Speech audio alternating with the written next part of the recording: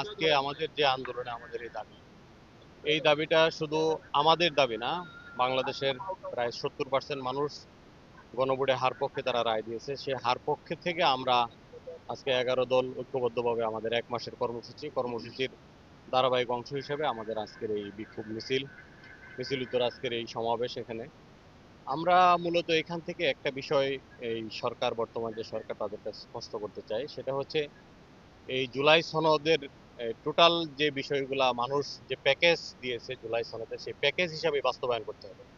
এখানে আংশিক বাস্তবায়ন করলে চলবে না, যেটা আপনার মতের, যেটা আপনার পছন্দের, যেটা নিজের দলের সুবিধা হয়, এই ধরনের চিন্তা ভাবনা করে বাস্তবায়ন করলে হবে না, টোটাল প্যাকেজটাই বাস্তবায়ন করতে হবে। এটা হচ্ছে আমাদের মূল দাবি। দ্বিতীয়ত দাবি হচ্ছে যে নিত্যপণ্য এবং আমাদের এই তেলের যে ঊর্ধ্বগতি, গ্যাসের দাম বৃদ্ধি, বিদ্যুতের দাম বৃদ্ধি, নিত্যপণ্য জিনিসের যে দাম বৃদ্ধি করা হয়েছে, এটার প্রতিবাদেও আমাদের এই কর্মসূচি। তেলের দাম বাড়ানো হলো, বিদ্যুতের দাম বাড়ানো হলো, তাহলে বাড়িয়ে লাভটা হলো কি? মানুষের গণ দুর্ভোগ কিন্তু কমতেছে না। মানুষ এখনো আমরা দেখি তেলের লাইনে মানুষের সিরিয়াল, বিদ্যুৎ আমাদের থাকতেছে না, তাহলে কেন আপনার দাম বাড়ালেন?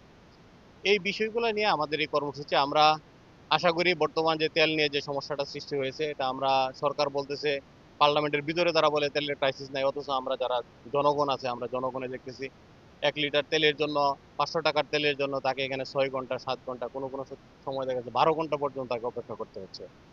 এবং এই অপেক্ষা করার পরেই শেষ না, এই তেলের জন্য দেখা যাচ্ছে 1 লিটার তেল যা কিনতে হয় তার চাইতে বেশি তাকে খরচ করতে হচ্ছে, এখানে খাওয়া দাওয়া করতে হচ্ছে, গরমে কষ্ট করতে হচ্ছে। এই দুর্ভোগ লাঘবের জন্য আমরা মূলত সরকারকে জানাবো। এবং তো তেলের যেহেতু ক্রাইসিস নাই, তাহলে মজুতদারি যারা আছে, এটা আপনাদের দলের ভিতরেই মজুতদারি থাকতে পারে, বা যারাই মজুতদারির সাথে জড়িত তাদেরকে দৃষ্টান্ত শাস্তির ব্যবস্থা করেন এবং তাদেরকে আইনের আওতায় নিয়ে আসেন। এই বিষয়গুলো আমরা জনগণকে বলার জন্য চেষ্টা করতেছি। আমরা আশা করি জনগণ এই দুর্ভোগ থেকে রেহাই পাবে যখন এই সরকার সেটা বাস্তবায়নের ক্ষেত্রে বাস্তবায়ন করবে। আর যদি এই সরকার বাস্তবায়ন করতে না পারে, তাহলে সেটা জনগণকে বলুক, কিন্তু জনগণের সাথে প্রতারণা করার সুযোগ নাই।